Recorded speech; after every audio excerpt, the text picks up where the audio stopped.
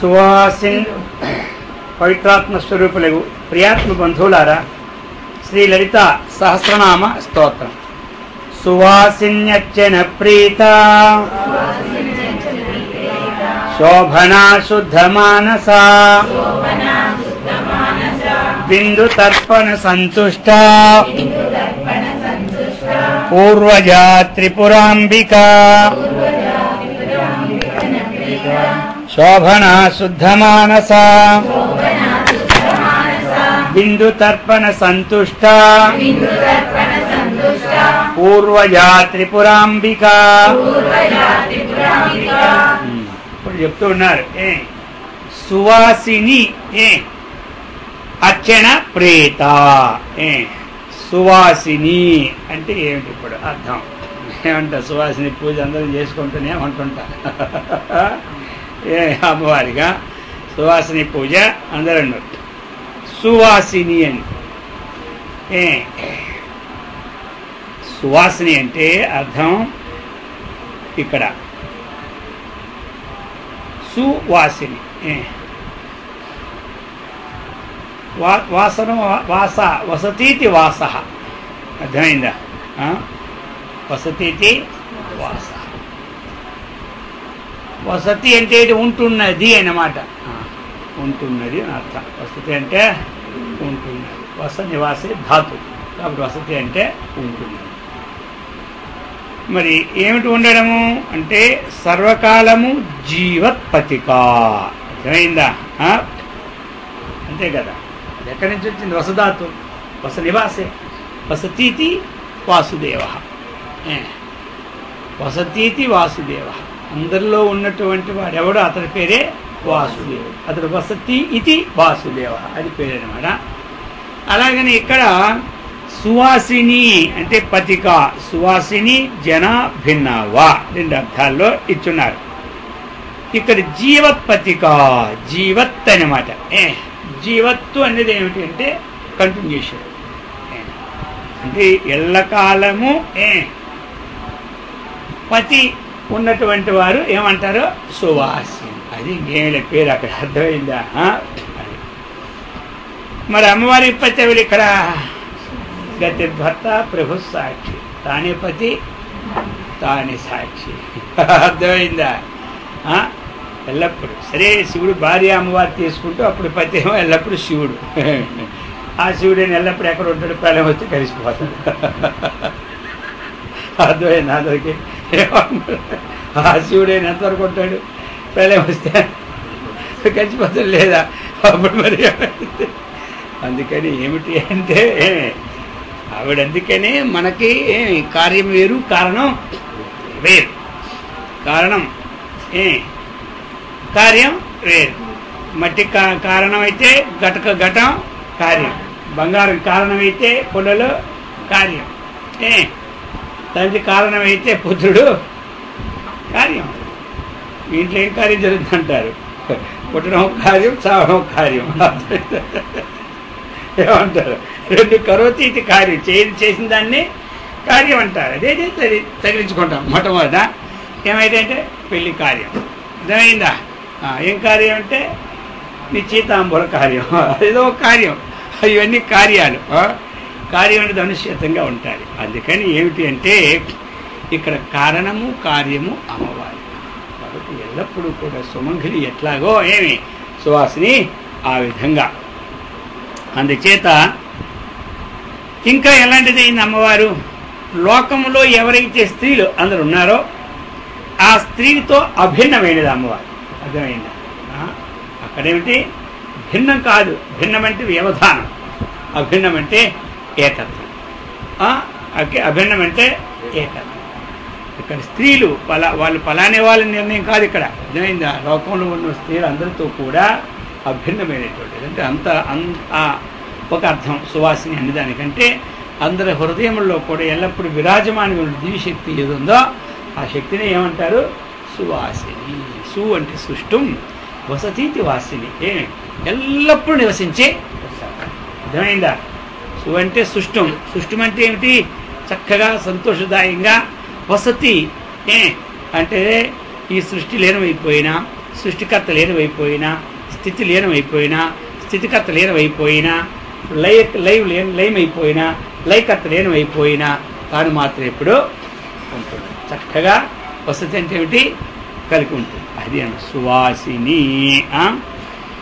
సువాసిని ఇంకా చెప్తున్నారు. ఇప్పుడు సువాసిని అన్నటువంటిది అమ్మవారి విశేషం అయిపోయింది. ఇప్పుడు సువాసిని అర్చన ప్రీత. సువాసిని ఒక పదం తెలిపోయిందా? ఇంకేమిటి ఇప్పుడు? అర్చన ప్రీత. ఆ సువాసిని అర్చన ప్రీత. సువాసినుల యొక్క అర్చనలచే సంతోషిస్తున్నారు. అర్థమైందా? ఇక్కడ మరి సువాసిని అర్చనలతోనే సంతోషమా, మిగతా అర్చన సంతోషం ఉండదా? ఇది ప్రశ్న ఇప్పుడు ఉదయిస్తాయి. అర్థమైంది? ఇప్పుడు సువాసిని అర్చనతోనే సంతోషిస్తే ఇంకొకరితో ఏమి సంతోషించకపోతే ఏమమ్మవారు మరి? ఏమర్థమైంది? అందరికీ ఏమర్థమైంది?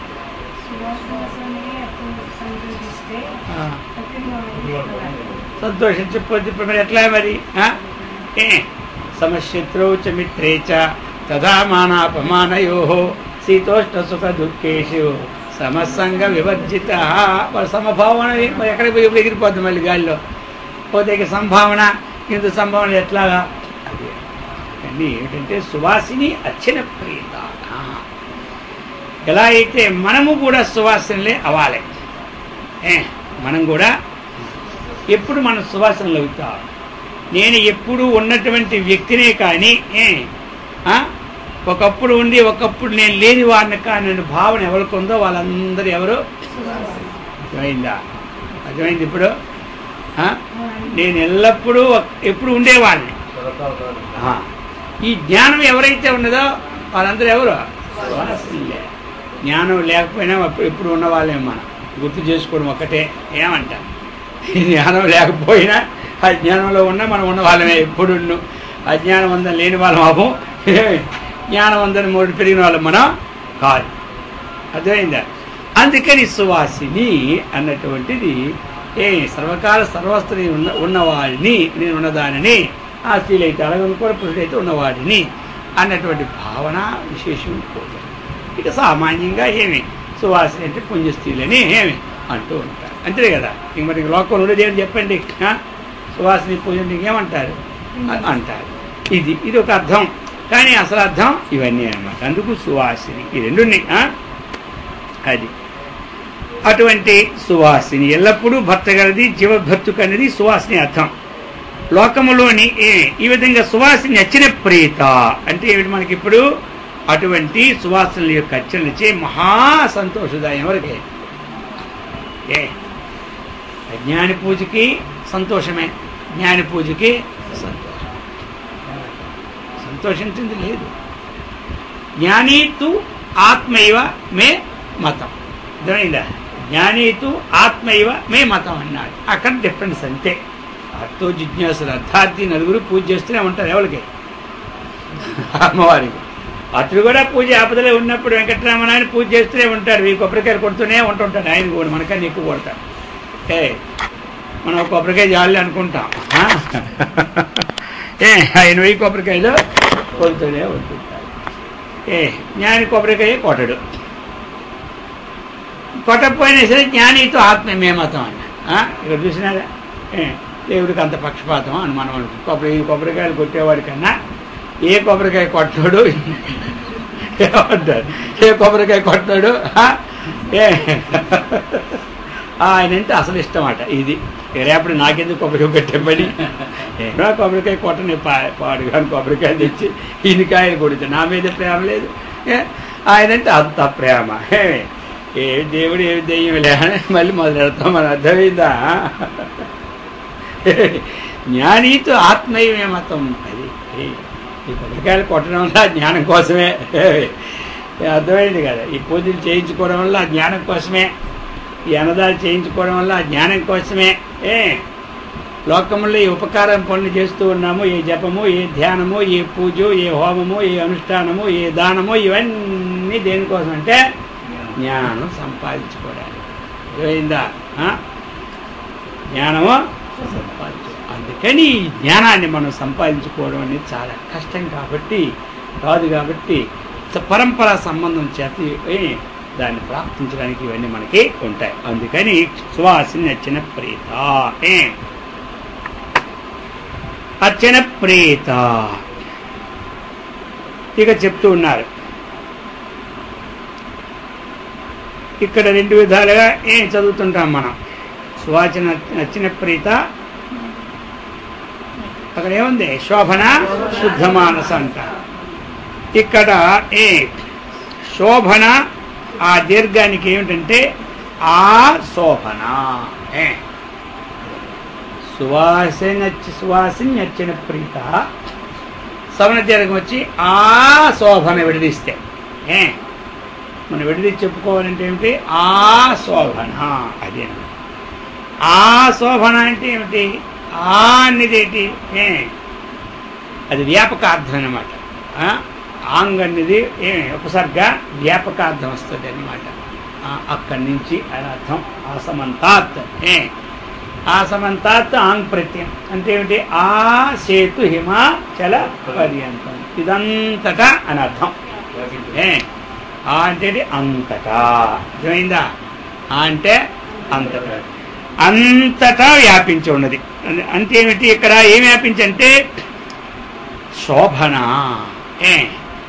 శోభన అంటే ఏంటి? సౌందర్యమో కలది. అర్థమైందా? అదేనమాట. రూపవంతమో కలది.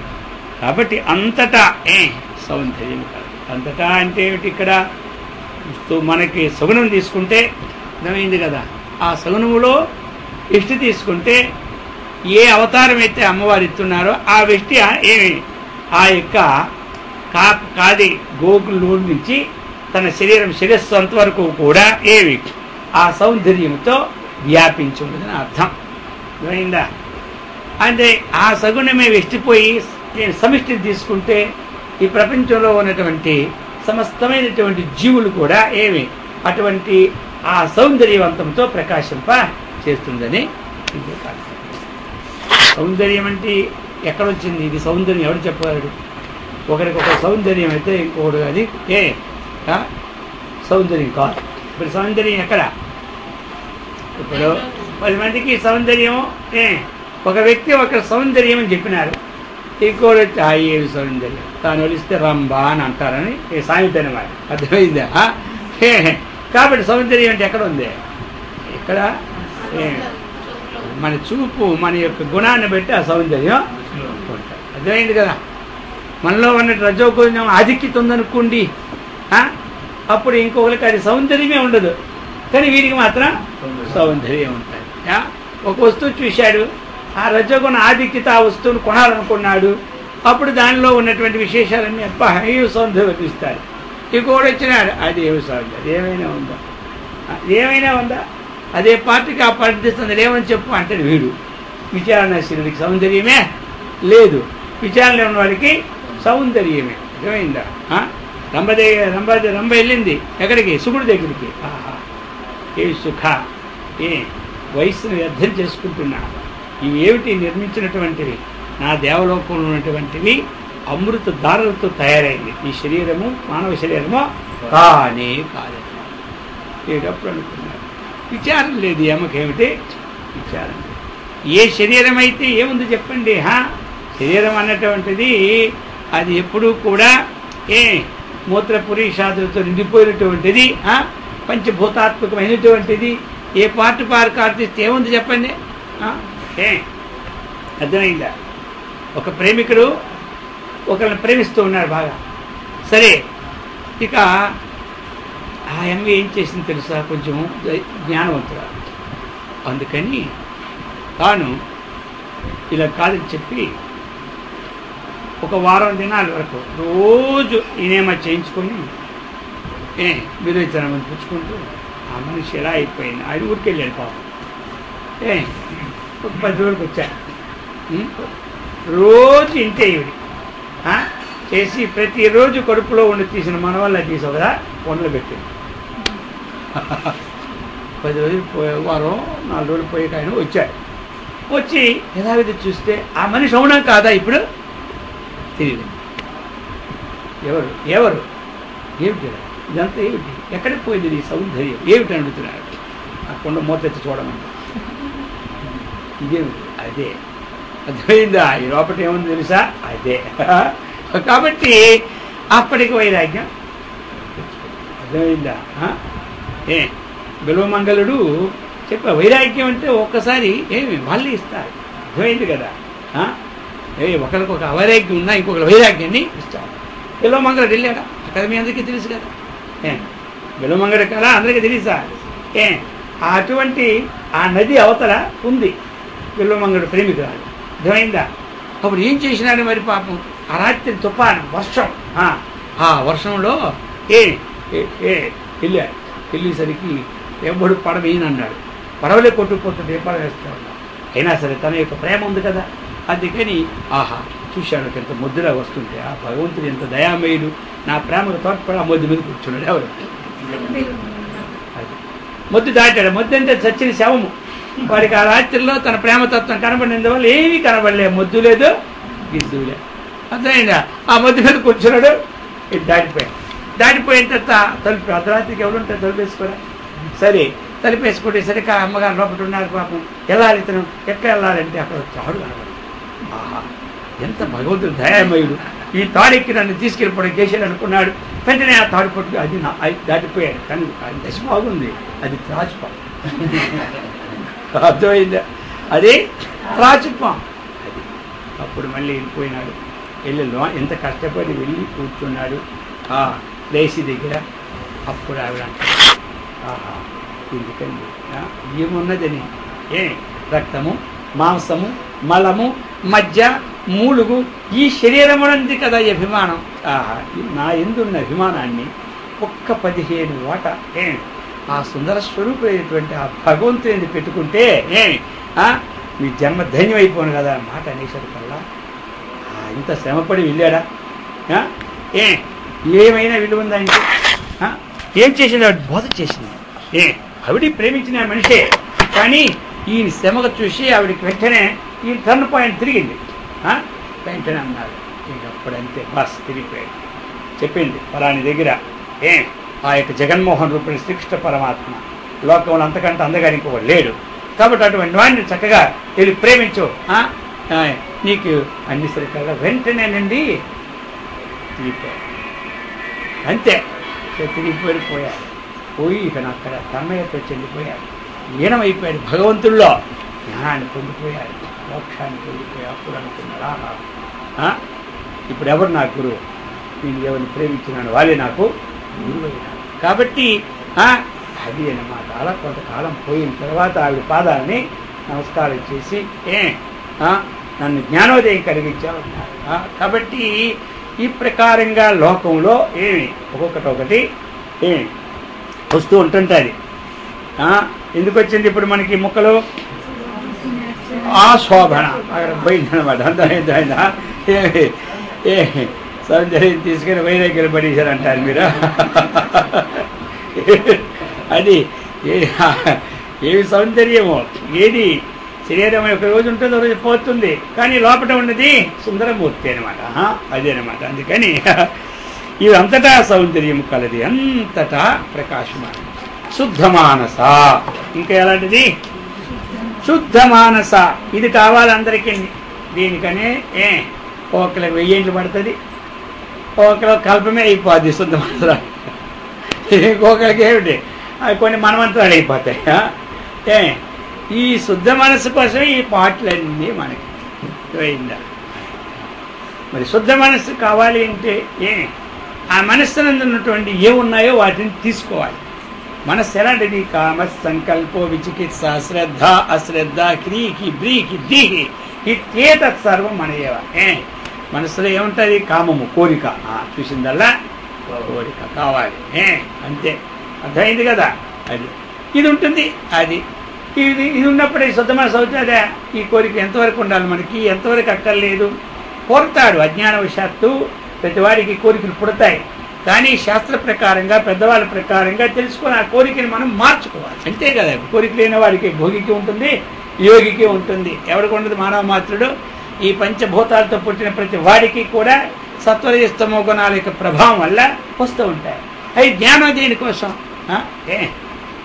ఈ జ్ఞానాన్ని సంపాదించుకున్న తర్వాత మన యొక్క యోగత్వాన్ని పెంచుకొని భోగత్వాన్ని పెంచుకోవాలి. అందుకని ఈ ప్రకారముగా మరి దానిలో ఉంటాయి మనసులో కామం ఉంటుంది, సంకల్పం ఉంటుంది, ఇచ్ఛ ఉంటుంది, భయం ఉంటుంది, ధైర్యం ఉంటుంది.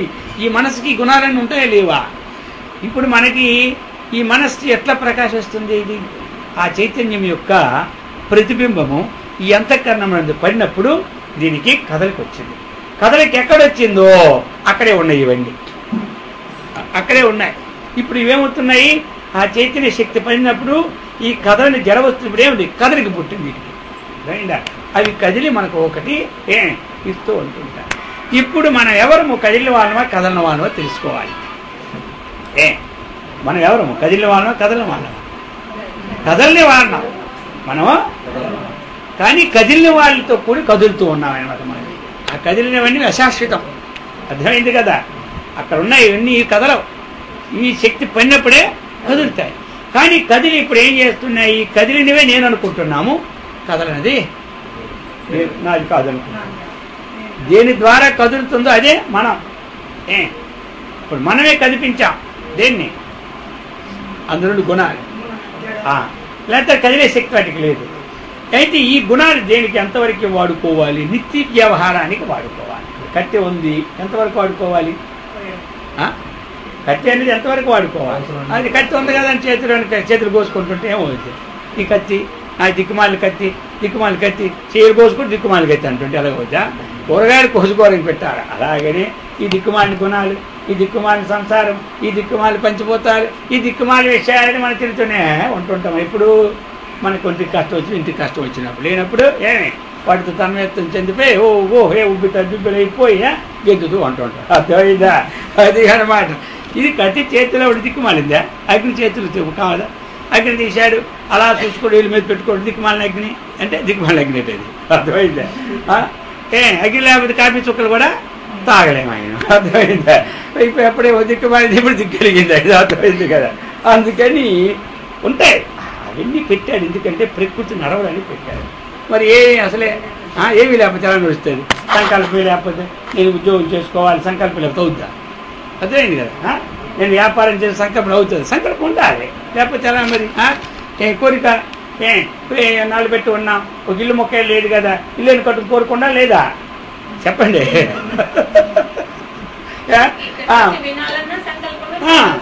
అది కదా మరి, వినాలి ఉండాలి లేదా? సరే ఏదో ఒకటి ఈ జీవితంలో ఒకరోజైనా మంచి లడ్డు చేస్తే సంకల్పం ఉండాలి వద్దా? ఉండాలి. రోజు లడ్డు అంటే కుదరదు కానీ, అర్థమైందా?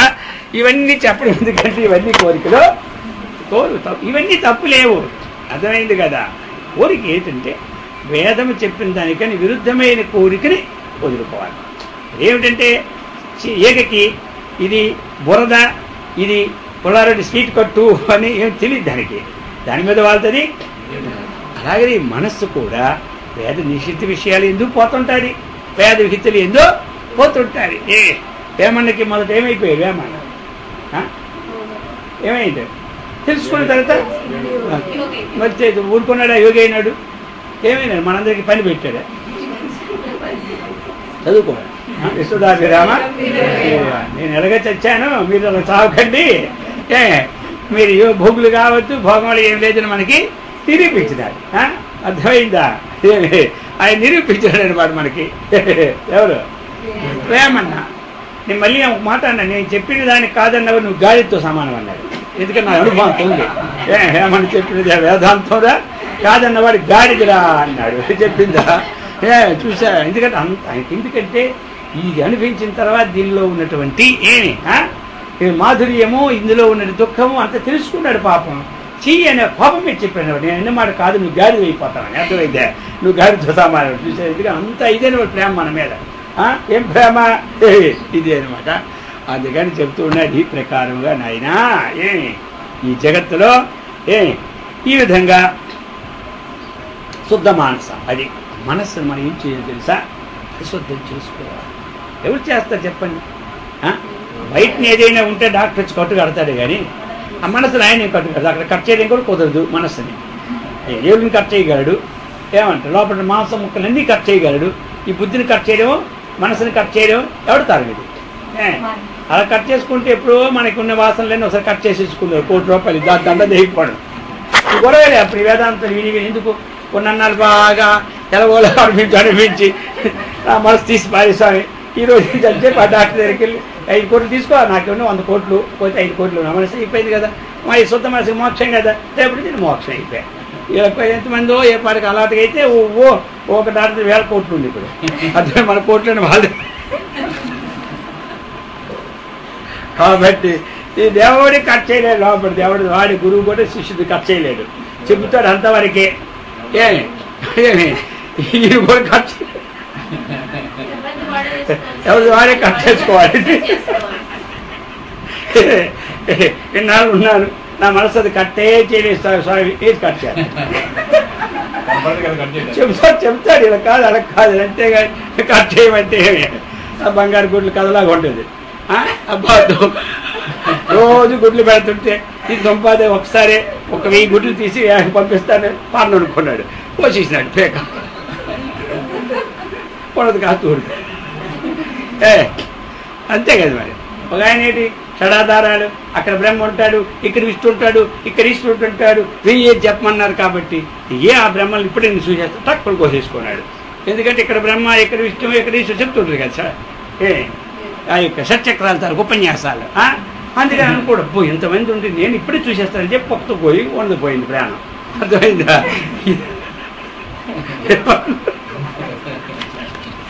అందుకోసం అర్థమైంది అందరికీ. ఏమీ లేదు, ఎవరి మనసు ఇప్పుడు నా మనస్సు ఏమిటి, నేను నా మనస్సు ఇప్పుడు నన్నేటి, నేను ఏ పని చేసినా నేను గొప్పగా ఉండాలనుకుంటుందా నా మనస్సు? అనుకోలేదు, చూసుకోవాలా. అర్థమైందా? కాలే నా మనస్సు అనుకున్నావా, ఏ పని చేయండి నువ్వు గొప్పగా అనుకో, నా పనులు ఎవడైనా పనితోనే ఉంటుంటారు, నువ్వు చేయని పని బాగాలేదంటే. ఇప్పుడు ఏమైంది, మన మనసుకి గొప్ప వచ్చిందే, దుఃఖం వస్తుంది. ఇక ఈ దుఃఖం వద్దు, చావడమే చావడం. అర్థమైందా లేదు అందరికీ.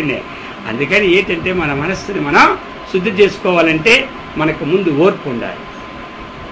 ఓర్పు లేకపోతే శుద్ధి కాదు. ఓర్పు ఉంటే ఎలాగవుతుందంటే మంచి కళాయి మీద బాగా కళబెట్టి కళాయి మీద కొంచెం వేడి నీళ్ళు వేసి చలికి వేసామనుకోండి, ఎంతసేపు ఉంటుంది? ఎంతసేపు ఉంటుంది? అది ఎవరికి ఓర్పు ఉన్నదో వాడిలో వచ్చిన పాపాలన్నీ కూడా ఏమి ఆ ఓర్పు అన్నటువంటిది బాగా మరిగినట్టు కళాయి అనమాట. ఏమంటారు? టక్ మన దాని మీద ఏమవుతుంది, పడి అయిపోతుంది. అందుకే జ్ఞానస్యాభరణం క్షమ అన్నాడు. నరస్యాభరణం రూపం, రూపస్యాభరణం ఏమిటి? గుణం, గుణస్యాభరణం జ్ఞానం, జ్ఞానస్యాభరణం క్షమ. ఏమి అందుకే కదా మరి ఈ ప్రకారంగా మనకి అయితే ఒకటి మన అంతఃకరణ శుద్ధి కలిగి నేను ఈ జన్మలో మోక్షం పొందాలా అన్నటువంటి సంకల్పం ఎవరికి ఉన్నదో వాడు ఈ సాధనలో ఉండాలి. అనిలే అప్పుడే మోక్షం పొందితే వచ్చే జన్మలో ముఖ్యమంత్రి కావాలి, ప్రధానమంత్రి కావాలి, రాష్ట్రపతి కావాలి, హైదరాబాద్ మీరు పెద్దవాడు నావాలనుకుంటే వచ్చాయి అంటే 4 జన్మలు పోయినాకే. ఇప్పుడు నేను చెప్పేది వెంటనే ఈ జన్మలో మోక్షం కావాలనుకున్న సంగతి చెప్తున్నాను. అర్థమైందా? కాదు ఇప్పుడే ఎందుకంటే చెప్తాను, ఇప్పుడే వాళ్ళకి చెప్తున్నా కానీ ఇంకా మన పర్వాలేదేమే. మరి తోవలో వర్ణం కాబట్టి 2-3 జన్మలకైనా చేస్తాం. చెప్పాడు కదా నిన్న, అమ్మవారి యొక్క నామాన్ని ఎవరైతే చక్కగా ఉద్ధరిస్తారో, ఎవరైతే చక్కగా శ్రద్ధ ఉంటుందో, ఎవరికైతే దీని శక్తి ఉంటుందో వాళ్ళు 3 జన్మలు ఎలాగ ఉపాసన ఎవరైతే చేస్తారో 3 జన్మల్లో పొందిపోతే చెప్పినారు కదండిరా. కాబట్టి అది ఇంకా 3 జన్మలు కావాలనుకుంటే ఆ 3 జన్మలు నిలుకుంటాం, ఇంకో 30 జన్మలు కోరిక పట్టవచ్చు. అర్థమైందా? అది కథ. అందుకని శుద్ధ మానస 5 రావాలి. అమ్మవారి మనస్సు ఎప్పుడు పరిశుద్ధమైనటువంటి మనస్సు అనమాట. బిందు తర్పణ సంతుష్ట. ఇంకా ఏం చెప్పారు? బిందు తర్పణ సంతుష్ట. అది వ్యోమకేశీ విమానస్థాం, వ్యోమకేశీ విమానస్థాం వజ్రీ వామకేశ్వరీ పంచయజ్ఞ ప్రియాం పంచప్రేత పంచాదిశాయిని పంచప్రేత పంచాధిసాయిని సర్వానందమయం. అది ఈ సర్వానందం అన్నటువంటిది ఏంటి? ఈ అల్పానందాలన్నిటినీ కూడా తోసిపుచ్చి కేవలమైన ఆనందాన్ని ఇచ్చిందే సర్వానందమయి. అటువంటి సర్వానందమయి స్వరూపం అన్నటువంటిది ఆ శ్రీచక్రమణి. శ్రీచక్రమందుల మధ్య బిందువునికి ఏమిటి? సర్వానందమయ చక్రమని పేరు. ఆ చక్రమందు ఇక మనం అందరం ఏం చేస్తాం? క్షీర బిందువులతో ఆజ్య బిందువులతో చక్కగా ఏం చేస్తాం మనం? అభిషేకాన్ని మధు బిందువులతో ఈ విధంగా ఆ చేసినటువంటి ఏమంటారు? తర్పణం అంటారు. వదిలితే ఏమంటారు? తర్పణం అంటారు. అర్థమైందా? ఇలా వదిలితే తర్పణం అంటే, ఇలాగేస్తే అభిషేకం అంటాం. అంతే తేడా. అర్థమైందా? మంత్రం చెప్పి ఇలాగేస్తే అభిషేకం అంటాం, మంత్రం చెప్పి ఇలాగేస్తే తర్పణం అంటాం. ఇలాగేస్తే చచ్చిన వాళ్ళకి, ఇలాగేస్తే ఉన్న వాళ్ళకి, ఇంతే తేడా. అర్థమైంది? కొంతమంది ఈ మధ్యన అది ఆటోమేటిక్ గట్టి ఇలా తిప్పుతారు వడ్డించడం. ఇలాగైతే చచ్చిన వాళ్ళు పెట్టడం అన్నమాట. ఏమంటే తెప్పేలు అడ్డుకుంది. తెప్పలు అడ్డుకుంటే ఇలాగే ఆ తెప్పేలు తీసి ఇలాగేయచ్చు కదా. అదేండి ఎప్పుడు ఇలా కొట్టించారంటే ఎవరికి కొట్టించాడు? పచ్చిన వాళ్ళు చచ్చిన వాళ్ళగా, చచ్చిన వాళ్ళు కొట్టించినట్టు.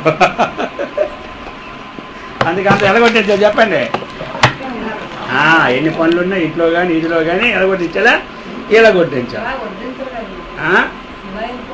అయ్యో చూపెడుతున్నా నీకు. ఇలా పట్టుకుంటారు, ఇలా పట్టుకొని ఇలాగేసేస్తుంటారు. ఇది ఒక ఫ్యాషన్ ఇప్పుడు ఈ మధ్యలో. అర్థమైంది? అది చూడలేదా? నాకే వడ్డించాను 40 సార్లు. నేను 2 సార్లు చెప్తూనే ఉన్నా. మా స్వామి దగ్గరే వడ్డించారు. మా విద్యార్థి స్వామి అది ఉండేవాడిని కదా. భోజనం వడ్డించినప్పుడు ఆయన పవిత్రాత్మ స్వరూపుడు ప్రియాత్మ బంధువులారా, శ్రీ లలిత సహస్రనామ స్తోత్రం.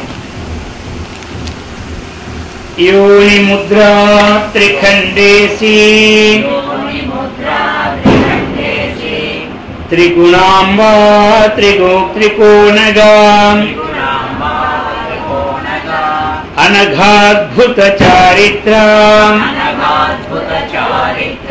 వాంఛితార్థ ప్రదాయిని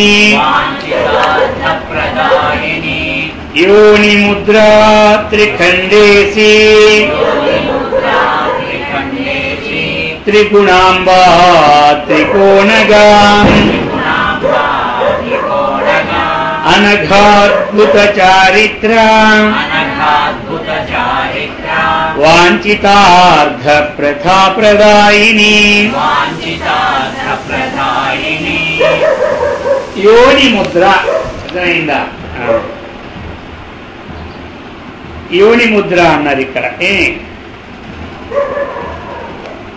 యోని ముద్ర అంటే ఏమిటి? యోని ముద్ర స్వరూప. ఇంతకు ముందు శ్లోకంలో కూడా ఏ ముద్రలు వచ్చాయి? అక్కడ జ్ఞాన ముద్ర వచ్చింది. ముందు జ్ఞాన ముద్ర. ఇంకే ముద్రలు వచ్చాయి? దశముద్ర సమారాధ్య. దశముద్రలు వచ్చాయి. తర్వాత జ్ఞానముద్ర. జ్ఞానముద్ర అంటే ఉదయం చెప్పుకున్నాం. ఏమిటి జ్ఞానముద్ర? ఇదేనమాట. ఏమంటారు? జ్ఞానముద్ర. ఇది జీవుడు, ఇది బ్రహ్మ, ఈ రెండు ఎక్కించేసిందే జ్ఞానం. ఇది జ్ఞానముద్ర. ఈ జ్ఞానముద్ర అదేనమాట. అంటే జీవబ్రహ్మ ఐక్యాన్ని తెలుపుతారు. ఈ 3 వదిలేయాలి.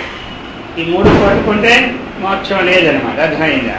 ఈ మూడేమిటి? సత్వము, రజస్సు, తమస్సు. అర్థమైందా? ఈ 3 గణాలు వదిలేయాలి. ఈ రెండింటినే పట్టుకోవాలి. అందుచేత జ్ఞాన ముద్ర అని చెప్పుకున్నాం. ఇప్పుడేమిటి? యోని ముద్ర. యోని ముద్ర అదేనా అంటే యోని యందు సంతోషము నిచ్చుచున్నది అని చెప్పినారు. అర్థమైందా? యోను ముదం రాతి నవముద్ర రూపావా.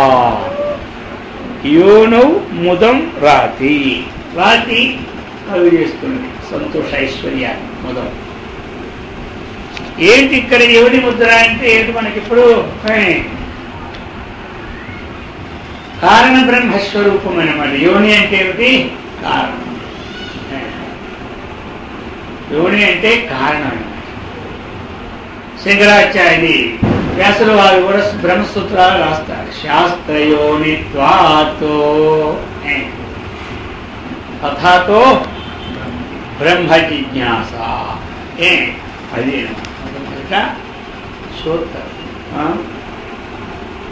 అలాగనే ఆ విధంగా శాస్త్ర యోనిత్వాత్ అంటే యోనిత్వాత్ అంటే శాస్త్రమే కారణముగా కలిగినటువంటి అర్థమైందా? జగత్ యోని, జగత్తుకి కారణం.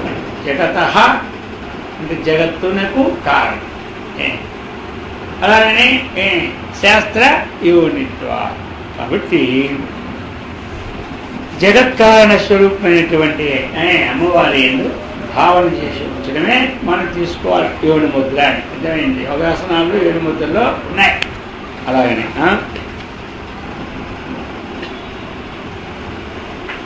ఇంకా యోని ముద్ర అంటే బిందువును ఆచ్ఛాదించిన త్రికోణ స్వరూపురాలని ఒక అర్థం అన్నమాట యోని ముద్ర అని.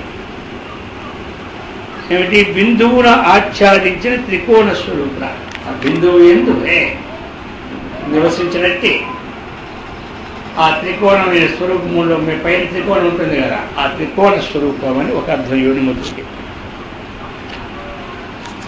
అలాగనే ఈ విధంగా బుధము ఈ ప్రకారంగా మనకి యోని ముద్ర అన్నటువంటిది యోనియే కారణముగా కలిగినటువంటిది అమ్మవారు తస్వరూపమైనటువంటి దాని ఉండడమే యోని ముద్ర ద్వారా మనం తత్వాన్ని తెలుసుకోవాలి. అది అన్నమాట. ఆ విధంగా ఇంకా చెప్తూ ఉన్నారు మనకి ఇప్పుడు త్రిఖండేసి. అర్థమైందా? త్రిఖండములు. త్రిఖండములు అంటే ఏమిటి? 3 ఖండములు. త్రిఖండాఖ్యాః దశమ్యాః ముద్రాయాః ఈసి స్వామిని త్రయాణం సోమసూర్య అనలాఖ్య మంత్రఖండానాం. త్రిఖండములకు ఏమి? ఈశ్వరి అయినది అన్నమాట. ఇక్కడ ఈ ముద్రల విశేషణ చెప్తూ ఉన్నాడు. దశముద్ర నుంచి తీసుకొచ్చి త్రిఖండాను దశముద్రకు స్వామి అయినది. ఈ దశముద్ర పేరు ఏమిటంటే త్రిఖండ. దశముద్రకి పేరు త్రిఖండ అన్నమాట. అలాగే ఇంతకు ముందు కూడా ఏ ముద్రకి ఏ పేరుని చెప్పుకొచ్చారు. ఇప్పుడు మనకి దశమ ముద్ర 10 ముద్రలు. దశముద్ర సమారాధ్య వచ్చింది కదా, అందులో 10వ ముద్ర ఏమి? త్రిఖండ దాని పేరు. దానికి ఆ ముద్రకి కూడా అమ్మగారు స్వామిని అయినది అది చెప్తున్నారన్నమాట. త్రిఖండ అన్నది 10వ ముద్ర. దానికి స్వామిని అది. లేక ఇంకొక అర్థం, పంచదశి మంత్రంలో 3 ఖండములు కలవు. పంచదశి మంత్రం 3 ఖండాలు. పంచదశి మంత్రం వానికి సోమఖండము, సూర్యఖండము, వన్యఖండం. సోమ, సూర్య, వన్య. ఇవన్నీ ఈ పేర్లకు త్రిఖండములని పేరు. త్రిఖండములు అనే దానికి ఏంటి? త్రిఖండేశి కదా. ఈ 3 ఖండాలకి అధిపతి అన్నమాట. ఆ విధంగా ఈ శ్లోకంలో ఏమిటి? యోని ముద్ర త్రిఖండేశి అన్నమాట. ఇక త్రిఖండేశి. త్రిఖండం అంటే ఏం చెప్పుకున్నాం మనం ఇప్పుడు? దశముద్రల్లో 10వ ముద్రకి ఏం పేరు? త్రిఖండ. ఆ త్రిఖండకి అధిపతి కాబట్టి త్రిఖండేశి. ఉన్నటువంటి దశముద్రలు దశముద్ర సమారాధ్య. ఆ విధంగా ఆ దశమ ముద్రకి స్వామిని అయింది ఎవరు? అమ్మగారు. ఆ దశముద్ర కూడా త్రిఖండని పేరు. ఒకవేళ అలా కాకపోతే 3 ఖండాలు పంచదశి మంత్రులు ఉన్నాయని చెప్పి సోమఖండము, సూర్యఖండము, వన్యఖండం అని పేరు. ఈ త్రిఖండాలకు కూడా అధీష్ఠుడు ఎవరు? అమ్మవారు. త్రిగుణ. తరువాత త్రిగుణ. త్రిగుణ అంటే చెప్పుకొని వస్తున్నా. సత్వము, రజస్సు, తమస్సు అని గుణత్రయము కలదు. ఈ 3 గుణములు కలిగినది. ఈ 3 గుణాలతో కలిసినటువంటి స్వరూపాన్ని ఏమంటారు? ప్రకృతి అంటారు. కాబట్టి ప్రకృతి స్వరూపురాలన్నా సత్వాది గుణములు కలది అన్నా ఒకటే అర్థం. అర్థమైందా? కలది అంటే ఏమిటి? ఇక్కడ సత్వజత్వములని గుణాలకు ఆశ్రయము ప్రకృతి అని చెప్తారు. ఎవరు? ఆశ్రయము ప్రకృతి అని చెప్తారు. ఎవరు? సాంఖ్యుడు. ఈ సాంఖ్యుడు సత్వము, రజస్సు, తమస్సు అనే గుణాలకు ఆశ్రయం ఏం చెప్తారంటే ప్రకృతి అని చెప్తారు. కానీ ఆశ్రయం ఏమిటి? ఆ స్వరూపమే గుణాలు. దానికి ఇంకా ఆశ్రయం గీశ్రయమే, దాని స్వరూపమే. మరి ఇదేం చెప్పారు మనకి?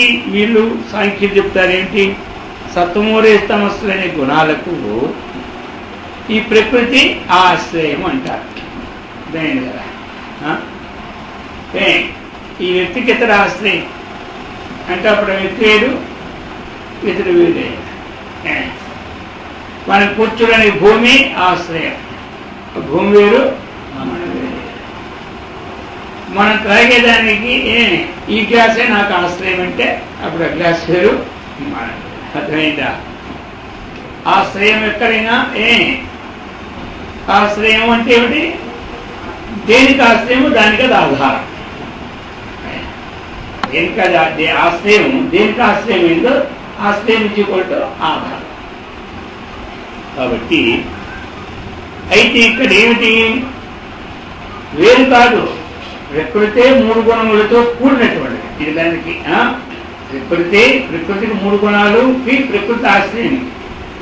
అసలు ప్రకృతి ఆశ్రయం అంటే ఇది వేరే, అది వేరైతే ఆశ్రయం అవుతుంది. ఇప్పుడు వేరేమి? ఈ 3 గుణములు కలిసిందే ప్రకృతి. అది అన్నమాట ప్రకృతి. అందుకే ప్రకృతి స్వరూపాలను తీసుకుంటారు. అర్థం త్రిగుణ. అది కాబట్టి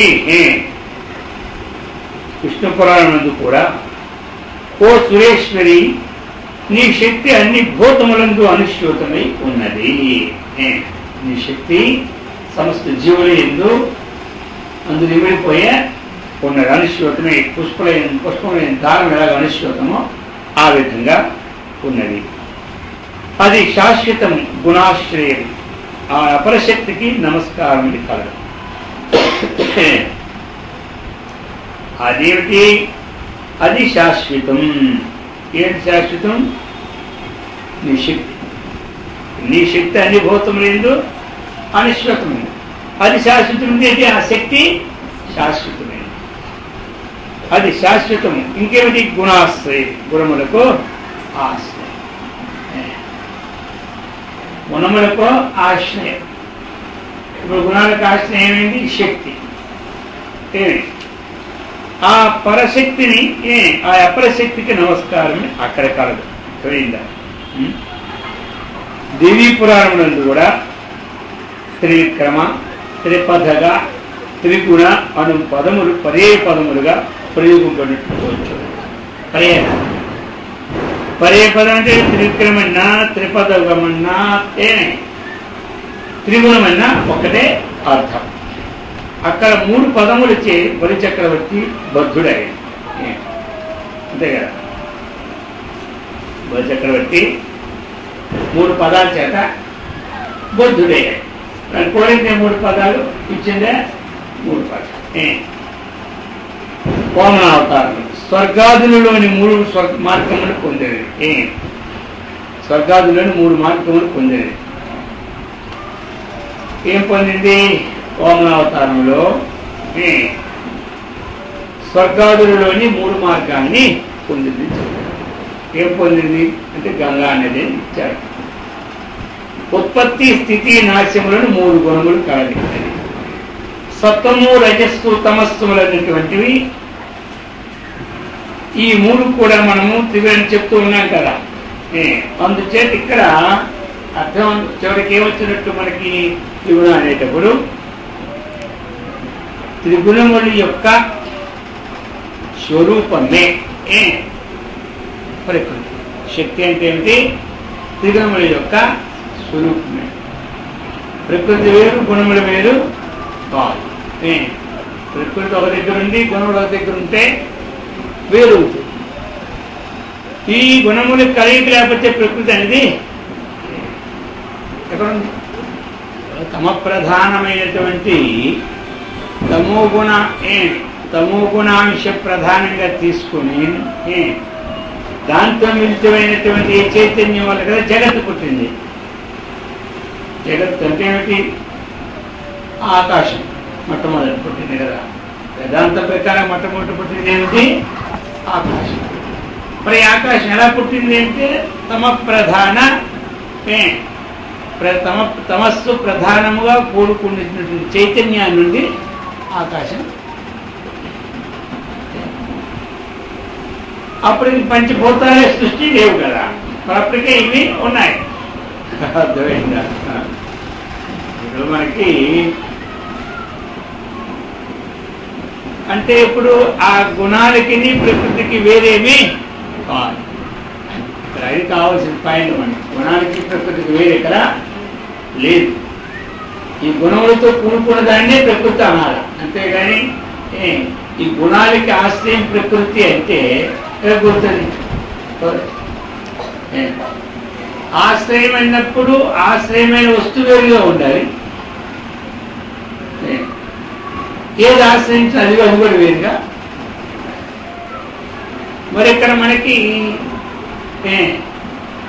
గుణములు నుంచి ఏది గుణం మనకు మొట్టమొదట ఇది వచ్చిందో జగత్ పుట్టిన పంచభూతాలు.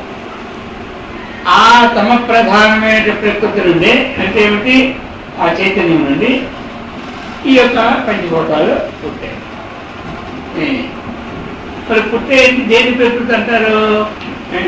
ఏదైతే మనకు కనబడుతూ ఉందో ఇదంతా ప్రకృతి. ఈ అన్నిటికీ ఆధారం పంచభూతాలే. ఆ పంచభూతాల యొక్క సహాయం లేదే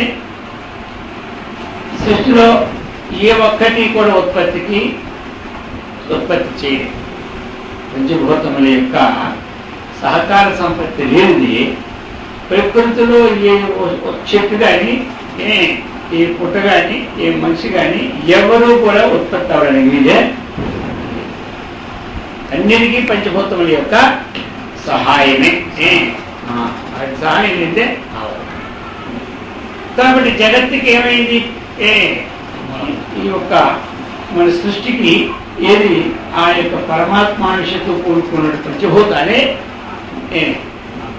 మనకి కారణభూతం అవుతాయి. అందుచేత ఆ గుణములు విడిచిపెట్టి ప్రకృతి వేరేగా లేదు. అందుకని గుణములకు ఆశ్రయ ప్రకృతి కాదు, గుణములే ప్రకృతే గుణాలు. అది మనం తీసుకోవాలి. త్రిగుణ అంబ, త్రిగుణాంబ ఏమంటాం కదా, త్రిగుణ అంబ.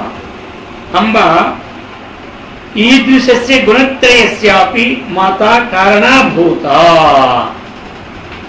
తంత్రేషు మంత్రజీవ ఇత్యుచ్యతే.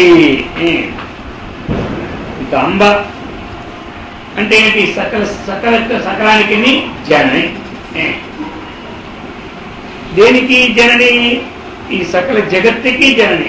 అది సకల జగత్తు గుణముల కంటే భిన్నం కాదు కాబట్టి సకల గుణాలకి కూడా జనని. అది సకల గుణానికి జనని. ఇవన్నీ ఇంచుమించులు అలాంటివి అనమాట. త్రిఖండేసి, త్రిగుణ అంబ, త్రికోణగా త్రికోణం యోని చక్రం గచ్చతి ఇది త్రికోణగా ఇక్కడ చెప్తున్నారు అన్నమాట. ఇంతకుముందు యోని ముద్ర చెప్పారు, ఇప్పుడు యోని చక్రమును పొంది ఉన్నది. త్రికోణ చక్రం అంటే ఏమిటి? దాని పేరే యోని చక్రం అని అర్థం అన్నమాట. అందుచేత అది యోని చక్రం. యోని అంటే ఏమిటి? కారణ చక్రం, కారణ భూతం. ఆ యొక్క శ్రీచక్రంలో ఉన్నటువంటి పరంపరలో ఏది ముద్రలు ఏ చక్రాలు వాటికి ఎవరు ఏమిటని వరుసగా చెప్తున్నారు యోని చక్రం. ఈ విధంగా అనఘ, అనఘ అంటే ఏమిటి? అఘములు లేని. అఘం పాపం, పాపము, దుఃఖము, వ్యసనము, వీరికి అఘములని పేరు. అఘం అంటే పాపము ఒక అర్థం, దుఃఖమని ఇంకొక అర్థం, వ్యసనమని ఇంకొక అర్థం. అది అనమాట. ఈ మూడు అంటే ఇక్కడ ఏమిటి? పాపము లేనిది, దుఃఖము లేనిది, వ్యసనము లేనిది అమ్మవారు. అద్భుత చారిత్ర, ఆశ్చర్యమైనటువంటి చరిత్ర. ఆవిడ చరిత్రే చాలా ఆశ్చర్యము చరిత్ర. లేదా ఇంకొక అర్థం ఇస్తున్నారు, చరిత్ర ఆశ్చర్యమే. ఏ చరిత్రకైనా ఆశ్చర్యం ఉండదు, ఈ చరిత్రకి ఆశ్చర్యపడ్డానే మనము ఆశ్చర్యపడుతూనే ఉంటాం, చెప్పుకుంటూనే ఉంటాం. ఉన్నది అదే కాబట్టి పెద్దవాళ్ళు చెప్తున్నారు, గురువులు చెప్తారు, శాస్త్రాలు చెప్తున్నారని సమన్వయం చేసుకుంటే ఉంటాం, మళ్ళీ ఆశ్చర్యాన్ని పొందుతూనే ఉంటాం. మరి ఏ చైతన్య శక్తి ఏ విధంగా ఎక్కడ ఉందో ఎవడో తెలుసు. ఆ చరిత్ర అది, ఆ నిర్మాణం కూడా లోపల ఎన్ని నరాలు, ఎన్ని ఆరాలు, ఎన్ని తలుపులు, ఎన్ని కిటికీలు, లోపల ఏమిటి సంగతి. కాబట్టి ఇదంతా ఆవిడ చరిత్ర అంతా కూడా చాలా ఇన్నిటికీ శక్తినిస్తుంది, లోపటే ఉంటుంది, దేనికి అంటుకోకుండా, దేనికి అంటదు. దేన్ని అంటదు, దేనికి ఆ యొక్క చైతన్య కనెక్షన్ లేకపోతే ఏది నడదు. ఇందులో ఉన్నటువంటి 74,000 నాళ్ళు ఉన్నాయి మనకి. ఏ నాడి స్పందన కలగాలన్నా చైతన్య శక్తే కారణం. ఆ స్పందన చైతన్య శక్తి కారణం అయితే మరి ఆ చైతన్య శక్తి అది ఎప్పుడు ఎలా స్పందిస్తుందో ఏమిటి ఎవడో తెలుసు. ఊపిరి అయిపోతే పోయిందనుకోవడం, ఊపిరిటే ఉన్నదనుకోవడం ఇంతే తెలుసు. కానీ మనకి లోపల ఏం తెలుస్తుంది మనకి? ఆ స్పందన శక్తి ఎవరికి? అంతే. అందుకని ఈ చరిత్రే ఒక అత్యద్భుతమైనటువంటి చరిత్ర. చరిత్ర అంటే అది వాళ్ళలో ఉన్నటువంటి విశేషణాలని చరిత్రగా రూపొందిస్తారు. చరిత్ర ఇంకేం చరిత్ర అంటే అక్కడ వాళ్ళలో ఉన్న విశేషణాలు. విశేషం అనేది ఏమిటి? శరీరం. ఈ శరీరం ద్వారా ఏ కార్యాలు చేస్తున్నారు? విశేషణాలు. ఈ శరీరం ద్వారా ఏ కార్యాలు, ఆ కార్యాలు అత్యుత్కటమైనవి, అత్యంత విశేషమైనవి అయితే ఒక చరిత్రగా రూపొందిస్తారు. వారు చేసిన కార్యాలు ఆ చరిత్ర. ఏ కార్యాలు చేయలేదా? సామాన్యం. జరిగిందా? ఏ విశేషణాలు లేకపోతే సామాన్యం. ఏవైనా విశేషణాలు ఉంటే చరిత్ర. అలాగనే మరి అటువంటి విశేషణాలతో అమ్మవారు చక్కగా ఈ జగత్తంతా కూడా నడిపించినటువంటి శక్తి. మరి ఇంత నడిపించే శక్తికి కూడా ఏం కంప్యూటర్ అక్కర్లేదు, ఏం రాతలు అక్కర్లేదు, ఏం కోతలు అక్కర్లేదు. ఎవరెవరు మరి ఇన్ని కోట్ల మంది ఉన్నాము, ఎవరెవరు ఏ కర్మ చేశారో ఆ కర్మను గుర్తుపెట్టుకుంటూ ఆ కర్మఫలాన్ని మనకి డైరెక్ట్గా చేస్తూనే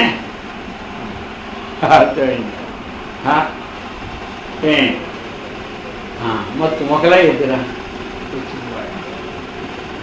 ఒక దేశంలో 100 కోట్లు అయితే ఒక 10 దేశాలని 10 కోట్లు 1000 కోట్లు అయిపోయింది. మరి ఇంతమందికి ఎవరు ఎప్పుడు ఏ సమయంలో ఎవరు కొట్టారు, ఎవరు తిట్టారు, అర్థమైందా? ఎవరి దగ్గర తీసుకున్నారు, ఎవరికి ఇచ్చారు, ఇవన్నీ చక్కగా గుర్తుపెట్టుకొని మరి అందరికీ అన్నీ ఇప్పిస్తూ ఉంది. అర్థమైందా? మరి ఎంత అద్భుత చరిత్ర. మన ఇంట్లో మనుషులు నలుగురు 4 పక్కన లెక్క అడిగారు అనుకో, మీరు ఎక్కడైతే ఏంటి ఆ లెక్క చేసేది ఉన్నానా, నాకు లెక్క వద్దు దొక్క వద్దు బండి మీరే చూసుకోండి అంటాం. ఏమన్నా అర్థమైందా? మరి ఇప్పుడు ఎంతమంది లెక్కలు కూడా ఒక నా, ఒక ఐత్మా, ఒక కంప్యూటర్, ఒక పాడ ఏమవుతాయి అన్నీ కూడా జలకృష్ణ ద్వారాగా ప్రతి వారు ఎంతవరకు ఏం ఇచ్చారో ఏం చేశారో అన్నీ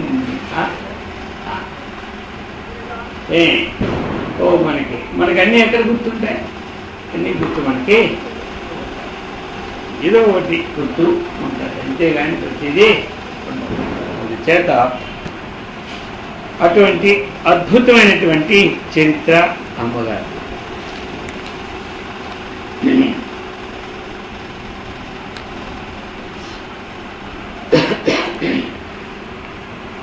ఇంకా ఏమిటి అద్భుత చరిత్ర? వాంఛితార్థాన్ ప్రదాతుం శీలం అస్యాం. వాంఛితార్థం అంటే ఏమిటి? మనకి ఏమి ఇచ్చిందో అవన్నీ కూడా అమ్మవారు ఇస్తూ ఉంటారు. అది చెప్తున్నారు. వాంఛితార్థ ప్రధాయిని, అది వాంఛితమైన యొక్క వస్తువులను ప్రధాయిని అంటే బావుగా ఇచ్చుచు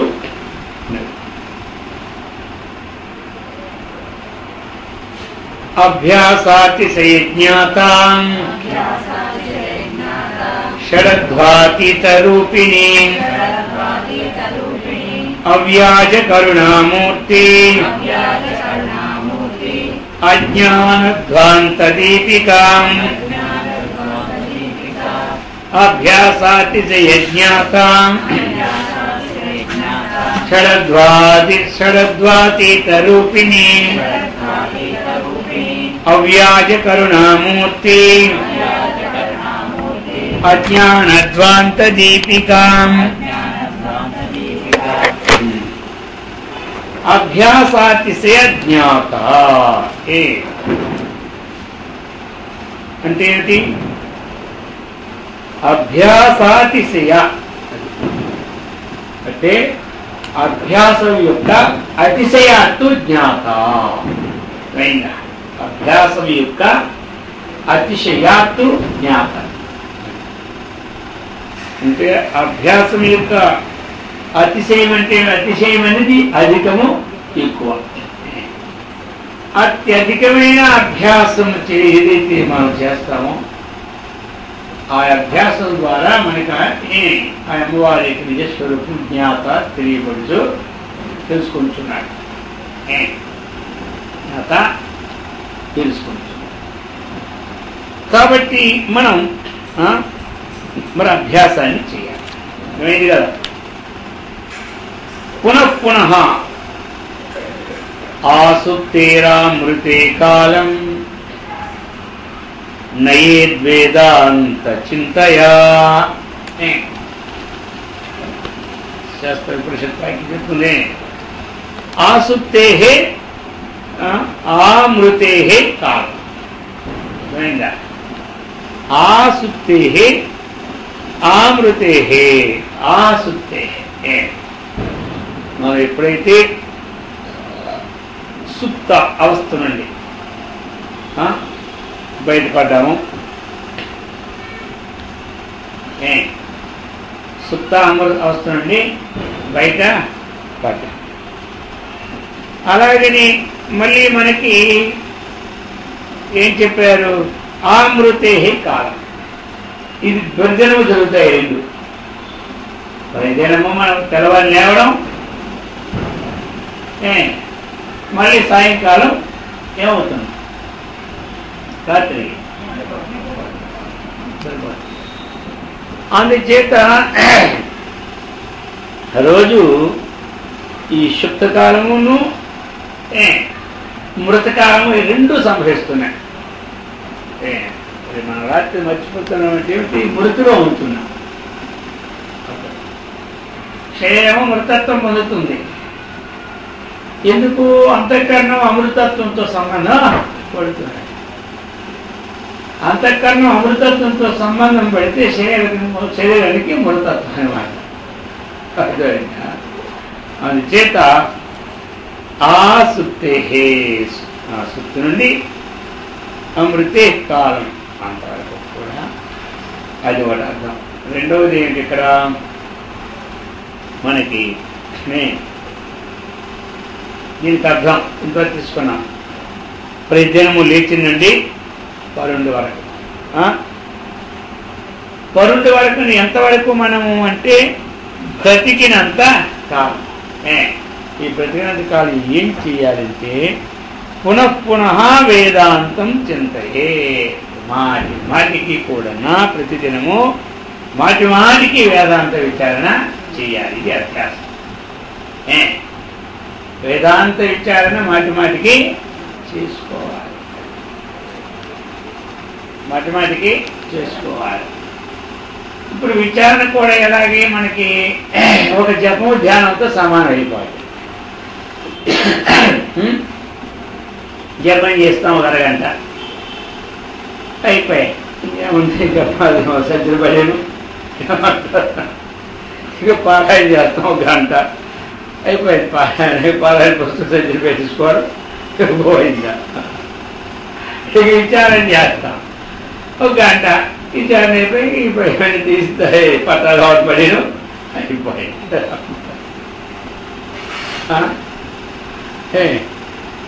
ఇక అయిపోతుంది. ఇది రొటీన్ కింద వచ్చేస్తుంది. అందుకని మాటి మాటికి చింతన చేయాలి. మాటి మాటికి చింతన చేయాలి. చింతన చేస్తేనే గుర్తుంటుంది, లేదా గుర్తుండదు. చింతన చేస్తేనే గుర్తుంటుంది, లేదా గుర్తు ఎక్కడ ఉంటుంది? ఆయన స్కూల్కి వెళ్ళాడు, ఏదో చెప్పాడు పాఠాలు, మరి చింతనే లేకుండా పరీక్షలో కూర్చున్నాయో ఎంత అవుతుందా? ఒకరికి వివేకానంద స్వామి లాంటి వాళ్ళకి అందరికీ అది ఎక్కడో మనం తీసుకోకూడదు. కాబట్టి మరి ఆయన కూడా చింతన చెయ్యాలి. ఆ చింతన చేస్తారు, చేస్తేనే ఆయన మార్కులు ఎక్కువ వస్తాయి, లేకపోతే ఎక్కడి నుంచి వస్తాయి. అందుకని మనం మాటి మాటికి వేదాంతాన్ని చింతన మాటి మాటికి ఇదే పని, ఇంకో పని లేదా అంటారు. ఇంకో పని లేదంటే పని చేసుకోవద్దు చెప్పారా?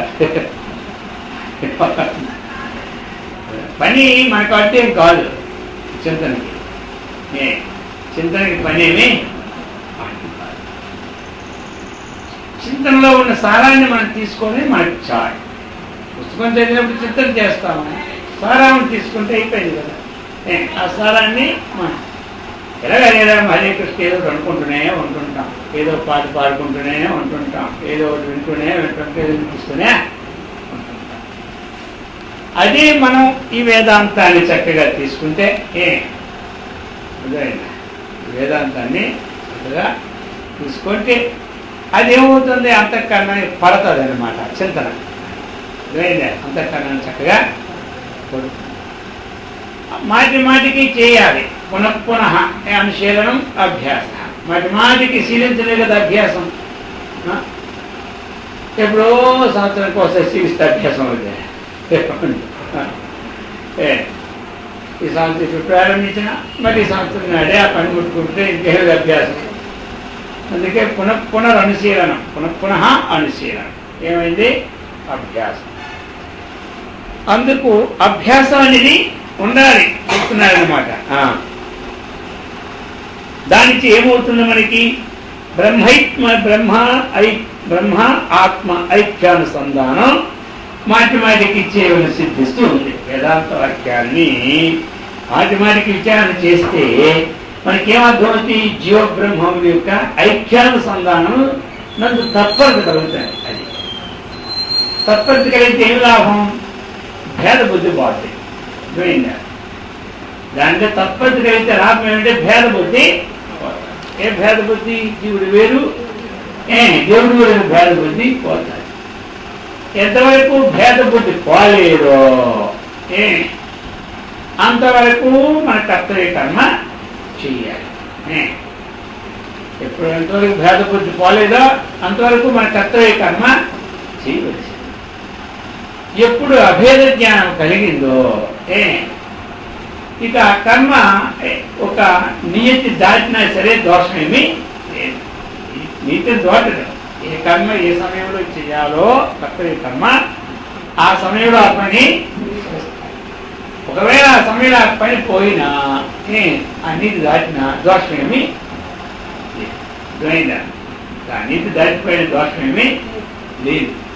అందుచేత ఈ జీవబ్రహ్మలకు ఐక్యత్వం అన్నటువంటిది ఏకమే కానీ భిన్నము కాదు. అన్నిటి మనకి ఏమి రావాలి? అంతవరకు అభ్యాసం అనేది అభ్యాసం అంతవరకు వదలకూడదు. తన హృదయంలో నిత్యబుద్ధ శుద్ధ ముక్త స్వరూపుణ్ణు సచ్చిదానంద స్వరూపుణ్ణు అన్నటువంటి ఒక నిశ్చయము స్థాపితం అవ్వాలి. ఆ స్థాపితం అయినంత వరకు మనం ఏ కర్మనైతే దానికోసం పొందడానికి చేస్తున్నామో ఆ కర్మని మాత్రం వదలకూడదు. నిజంగా దానికి మాటి మాటికి చేస్తూ ఉండాలి. అందుకు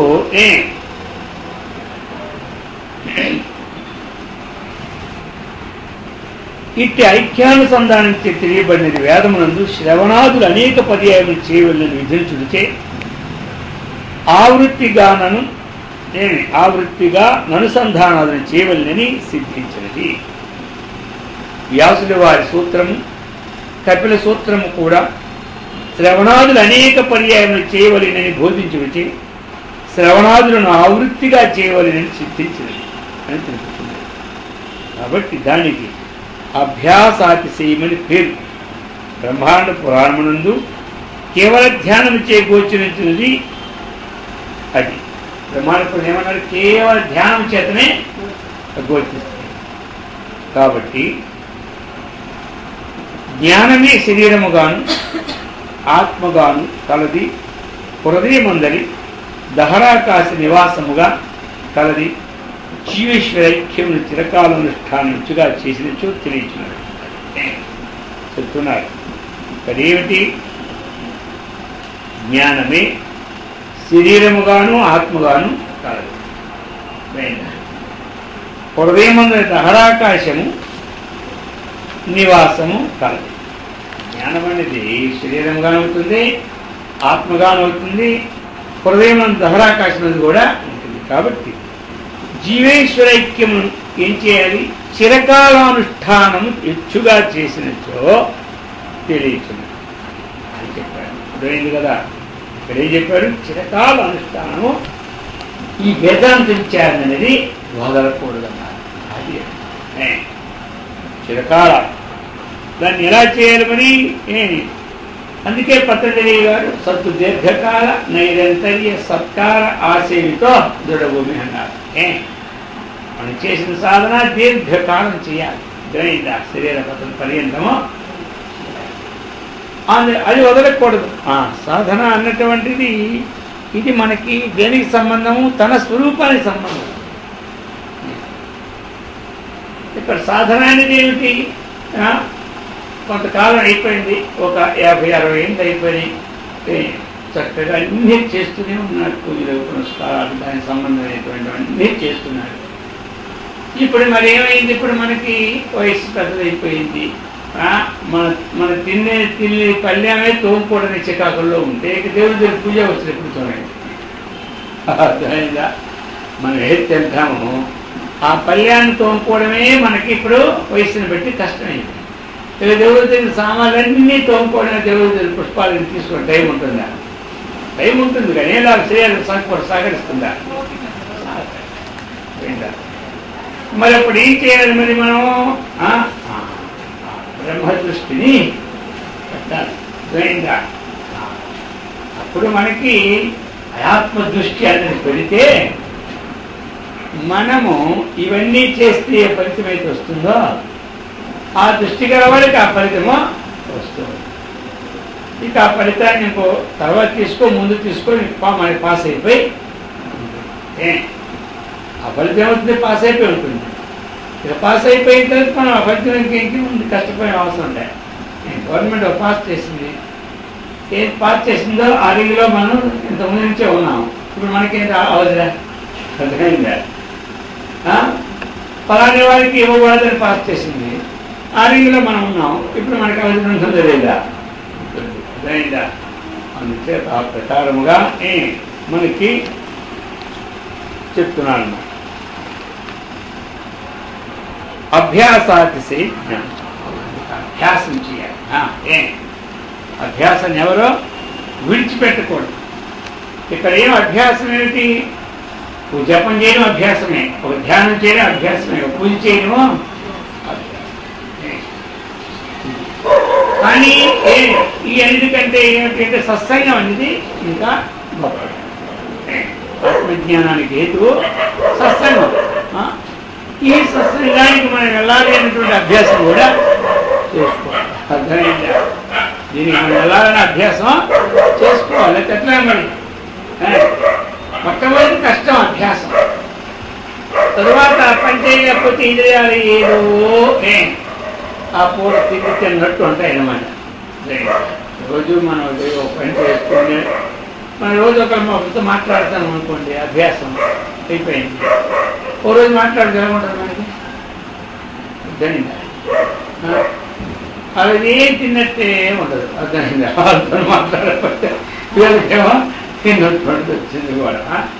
ఈ విధంగా మనం చేసిన అభ్యాసం కూడా ఒప్పుడు మానేమనుకోండి, మనకు ఆ రోజు ఏదో లోటు కావాలి. అందుకని ఆ అభ్యాసం ఉన్నటువంటిది చాలా గొప్పది అన్నమాట. అభ్యాసాజ్ఞత. ఆ అభ్యాసం యొక్క పరాకాష్ఠ అన్నమాట. అభ్యాసం చక్కగా చేస్తే ఆ పరాకాష్ఠ ఏం చేస్తుంటే దేనికోసం అభ్యాసం చేశాడో ఆ సత్సంబంధమైనటువంటి విషయం చక్కగా హృదయంలో రూఢైపోతుంది. దానికంటే గొప్పది ఇంకొకటి లేదు అనే భావాన్ని కూడా తీసుకొస్తుంది. అందుచేత అభ్యాసం అనేది చాలా గొప్పది. చిరకాల అభ్యాసం చేతనే ఏమి మనకు ఆత్మ తెలియపడుతుంది. ఇక షడద్వాతీత రూపిణి అర్థమైందా? షడద్వాతీత రూపిణి. ఇక్కడ షట్ అధ్వలను అతిక్రమించిన స్వరూపము కలది. అధ్వాన పట్ షడధ్వా భువనాధ్వ వర్ణాధ్వ తత్వాధ్వ కళాధ్వ మంత్రాధ్వ. ఇవి 6. అర్థమైందా? ఇవి 6. ఒకటి భువనాధ్వ, ఇందులో 2 వర్ణాధ్వ, భువనాధ్వ వర్ణాధ్వ, 3 తత్వాధ్వ, 4 కళాధ్వ, 5 మంత్రాధ్వ చ ఇది అని చెప్తున్నారు. ఇక్కడ మనకి మంత్రశాస్త్రంలో పదాధ్వ, భువనాధ్వ, వర్ణాధ్వం, తత్వాధ్వం, కళాధ్వం, మంత్రాధ్వం అని 6 విధులు ప్రసిద్ధంగా కావాలి. ఇవి 6 విధాలు. వానిలో వర్ణాధ్వము, పదాధ్వము, మంత్రాధ్వము 3 విమర్శాంశములు. ఇందులో వర్ణాధ్వం 1, పదార్థం 1, మంత్రార్థం 3 విమర్శాంశాలు. అంటే నామాత్మకము శబ్ద బ్రహ్మ స్వరూపాలు. శక్తి రూపములు కళాధ్వం. శక్తి రూపం ఏమిటంటే కళాధ్వం అన్నమాట. ఇందులో తత్వార్థం, భువనార్థం ఈ 3 ప్రకాశాంశ స్వరూపములు చెప్తున్నారు. ఇక్కడ శక్తి రూపములు ఏమిటి? కళాధ్వం, తత్వార్థం, భవార్థం ఈ 3 ప్రకాశ స్వరూపం. ప్రకాశాంశ ఈ విధంగా ఇక్కడ శివరూపములు ఈ విషయ విరూపాక్ష ఇలాగనే పంచాశిఖి అని చెప్పండి శివరూపములు. అందుచేత ఇక్కడ మనకి షడద్వాతీత రూపిణి. ఏవైతే ఈ మంత్రశాస్త్ర సంబంధంగా ఉందో షడద్వాతీతులు, షడ్ అంటే 6, అద్వా అంటే మార్గాలు, వాటికి అతీతమైనటువంటి ఈ విధంగా మనకి ఒకటి తత్వార్థము, కపిలార్థము, కళార్థము ఇవన్నీ కూడా ఒక్కొక్క రకం ఒక్కొక్కటి మంత్రము. అందులో మంత్రం ఉంటుంది, వర్ణము అంటే అక్షరాలు ఉంటాయి. అర్థమైందా? పదములు, ఆ పదాలు, వర్ణాలు, తత్వాలు, కళలు ఈ విధంగా మంత్రార్థం చెప్పుకొచ్చాడు. షడద్వాతీత రూపిణి అవ్యాజ కరుణామూర్తి. అది చూసారా, అవ్యాజ కరుణామూర్తి. వ్యాజం అంటే అందరికీ తెలుసు, కారణం వ్యాజం అంటే. అవ్యాజం అంటే కారణం లేకపోవడం, కారణం వినా కరుణ కలిగినటువంటి స్వరూపం కాదు. ఏమంటారు? మనందరికీ కరుణ ఎప్పుడు కలుగుతుంది? కారణం ఉంటేనే కరుణ కలుగుతుంది, కారణం లేకపోతే కరుణ. ఏమిటి కారణం అంటే? అనే విశేషం. మనకి కారణం ఉంటేనే కలుగుతుంది. కారణం లేకపోతే, కారణం ఉంటేనే దేగలుగుతుంది, కలుగుతుందా? ఎవరికి కాదు. ఏదో ఒక కారణం ఉన్నాడు. కారణం అంటే విశేషం. అర్థమైందా? ఒక ఆయన వచ్చాడు, అతడు ప్రతిదీ ఏదో ఒక మంచి సలహాలు మనకి ఇస్తూ ఉన్నాడు, ఒక మంచి వస్తువులు ఇస్తూ ఉన్నాడు. ఈ విధంగా జరుగుతూ ఉంటుంటే ఇప్పుడు ఏమైంది? అతని మీద మనకి విశ్వాసం, అతని మీద మనకి దయ కలుగు. ఆ విధంగా కారణం అంటే అవ్యాజం అంటే కారణం. అలాంటిది కారణం లేకుండా మనకి ఒక మేలు ఇతరుల ద్వారా కలిగిందా అన్నమాట అమ్మవారికి లేదు. ఇతరుల ద్వారా మేలు కలగని కలగకపోని అది చెప్తున్నారు. అవ్యాజ కరుణామూర్తి. అదే కదా, అవ్యాజ కరుణామూర్తి అంటే ఏమిటి? కారణరహితంగా దయం చూపెట్టేది. మనం ఎవరైనా దయ చూపెడతాం? మనం వాళ్ళ వల్ల ఏదో ఒక లాభం మనకు ఉంటేనే మనం వారికి దయ చూపెడతాం. అది అవుతుందా? దయ చూపెడతాం. మరి ఏమంటారు? అలాగా వాళ్ళ వల్ల ఏమొస్తుందా అని ఆశ లేకుండానే దయ చూపెట్టేది అమ్మవారు. అది అవ్యాజ కరుణామూర్తి. అంటే ఏమిటి? ఏదో ఒక నిమిత్తం లేకుండా ఉంది దయ. అటువంటి దయగా హృదయమే భగవంతుడికి. అంటే నిమిత్తము లేని దయే. ఏదో ఒక నిమిత్తంతో దయ అనేది పూర్ణ ఫలాన్ని ఇవ్వదు. అర్థమైందా? అందుకని నిమిత్తం అనేది లేనిదే అవసరం. ఏదో ఒక నిమిత్తం. అర్థమైందా? దయ కలగాలంటే ఏదో నిమిత్తం. ఒకలో ఒక కాలం చక్కగా శ్లాఘిస్తూ ఉన్నాడు. ఆ నిమిత్తంతో ఆయనకి ఏమైంది? ఆయన ఏందో దయ కలిగింది. అంతేగా, ఆ నిమిత్తం వల్ల అదేమైంది? దయ కలిగింది. అది అందుచేత ఈ విధంగా అవ్యాజ కరుణామూర్తి అజ్ఞాన ధ్వాంత దీపిక. అజ్ఞాన ధ్వాంత దీపిక. అజ్ఞానమేవ ధ్వాంతం. అజ్ఞానమేవ ధ్వాంతం. అజ్ఞాన ఇది అజ్ఞానమేవ ధ్వాంతం అంధకార. ధ్వాంతం అంటే ఇది అంధకారం. తస్య దీపిక ఇవ నాశికత్వాత్. అజ్ఞానధ్వాంత దీపిక. అజ్ఞానమైన చీకటికి ఏమిటిది? దీపము. అజ్ఞాన ధ్వాంత దీపిక. ధ్వాంతం అంటే ఏమిటి? చీకటి. ధ్వాంతం అంటే చీకటి. అజ్ఞానమనే చీకటికి దీపం లాంటిది ఎవరు? అమ్మవారు. అది అజ్ఞానం అనేదానికి దీపం వంటివా. ఏమిటా దీపం? తేషామేవానుకంపార్థం అహమజ్ఞానజం తమః నాశయామ్యాత్మభావస్థో జ్ఞానదీపేన భాస్వత.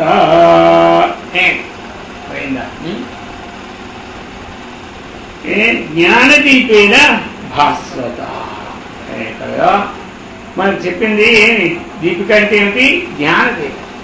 ఆ జ్ఞానదీపం చేత ప్రకాశింప చేస్తూ ఉన్నది. అజ్ఞానాద్వాంత దీపక. అజ్ఞానం అంటే మనకి ఆ అజ్ఞానం అంటే ఇక్కడ ఏమిటి? మనకి అజ్ఞానం అనేది చీకటి. అజ్ఞానం అనేది చీకటి. ఆ చీకటిని పోగొడుతుంది ఎవరు? పోగొడుతుందంటే ఏమిటి? ఇప్పుడు ప్రకాశం వచ్చిందా అప్పుడు చీకటి.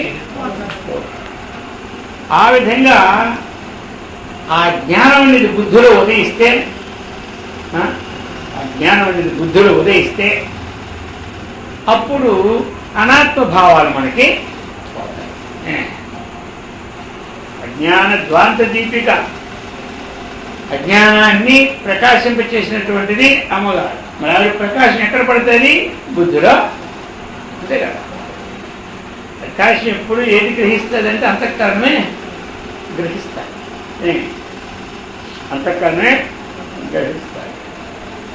కాబట్టి ఇప్పుడు ఆ అంతఃకరణం ఎప్పుడైతే గ్రహించిందో, అంతఃకరణం ఎప్పుడైతే మనకి గ్రహించిందో, మరి అటువంటి అంతఃకరణములో అనాత్మభావం ఉండడమే చీకటి. ఆ బుద్ధిలో అనాత్మభావం ఉండడమే, దేహాత్మభావం ఉండడమే చీకటి. ఆ చీకటికి ధ్యాన దీపిక. ఎక్కడి నుంచి దీపిక ఉంటుంది? మరి అమ్మవారు చైతన్యం అక్కడే ఉంటుంది. ఎక్కడ? బుద్ధిలోనే. మనకి పుట్టినటువంటి అజ్ఞానం కూడా అక్కడే ఉంటుంది. అందుచేతనే మనం ఈ శాస్త్ర విచారణ ద్వారా ఎక్కడో దూరం గురించి పోగొట్టేది కాదు. అందుకు లేట్ అవుద్ది. దూరం గురించి పోగొట్టాలంటే లేట్ అవుద్ది. దూరం గురించి పోగొట్టాలంటే ఏమవుద్ది? లేట్ అవుద్ది. జ్ఞానం కలిగింది, అజ్ఞానం పోయింది అంటే అజ్ఞానము అంతఃకరణలోనే ఉంది.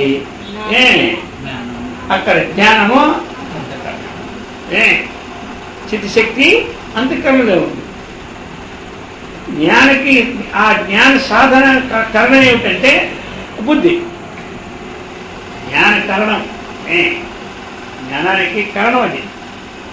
ఏదైనా తెలుసుకోవడానికి కరణం పనిముట్టు. ఆ పనిముట్టులో ఏదైనా తెలుసుకుంటారు.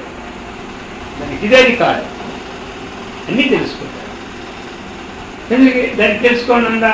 తెలుసుకుని చెప్తే మనకి ఇంత పెట్టాం. అదేది తెలుసుకోలేకపోతే ఈ ప్రపంచంలో ఇన్ని వ్యవహారాలు నడవు. ఇన్ని కోర్సులే పడలే. అది కూడా తెలుసుకుంటే సాహిత్యం తెలుసుకుంటుంది, వ్యాకరణం తెలుసుకుంటుంది, న్యాయం తెలుసుకుంటుంది, మీమాంస తెలుసుకుంటుంది. అలాగే ఇక్కడ కూడా మనకి ఇంజనీరింగ్ తెలుసుకుంటుంది, డాక్టర్ తెలుసుకుంటుంది, యాక్టర్ తెలుసుకుంటుంది. ఇక ఆ ప్రకారంగా అనేకమైనటువంటి గణిత శాస్త్రాన్ని తెలుసుకుంటూ ఉంది. మరి కామర్స్ అంటాం, అది అంటాం, ఇది అంటాం. ఇవన్నీ ఏంటి? దానికి అన్నీ గ్రహించినటువంటిదే ఉందన్నమాట. దాని గ్రహణ బుద్ధే ఉంది. ఈ గ్రహించినటువంటి దానికి దూరం ఉందా చైతన్య శక్తి? ఆ పరికరం గ్రహించే పరికరం మీద పడినప్పుడు ఈ గ్రహణశీలమైన బుద్ధి ఏమవుతుంది? కదులుతుంది అన్నమాట. కదిలి ఏమి అక్కడ పడినటువంటి అహమవృత్తి ద్వారా తాదాత్మ్య చేసి ఉంది. విచారణ లేక ఏమనుకుంటుంది? అక్కడ అనాత్మయందు ఆత్మభావన పొందుతుంది. ఏది? బుద్ధి అనాత్మయందు ఆత్మభావన పొందుతుంది. అనాత్మయందు ఆత్మభావన పొందినది అనేది అది తెలియదు. దేనికి? అనాత్మయందు నేను ఆత్మభావన పొందానని దానికి తెలియదు. అయితే దాటే కదా. దానికి ఏదో అభ్యాసం ఇస్తే ఆ జ్ఞానం సంపాదించుకుంటుంది. ఆ జ్ఞానంతో ఏం జీవితం గడపడం, జీవితం గడుపుతుంది. ఏం చేయమంటే అది రొటీన్ అనమాట. రోజు ఒక జ్ఞానాన్ని నేర్చుకున్నాం, ఏది ఉద్యోగం, అక్కడ ఏముంటుంది రొటీన్? ఈ కాగితం వాడుకోవడం, వాడి కాగితం మనం పెట్టుకోవడం, ఈ సంతకం పెట్టడం, ఈ సంతే రొటీన్. ఎక్కడ ఏ ఆఫీసులో ఏమున్నాయో ఆ రొటీన్ జరుగుతుంది అంటుంది దానికి ఆ జ్ఞానం. అలాగే ఏది అభ్యాసం చేస్తుంటే ఆ జ్ఞానం.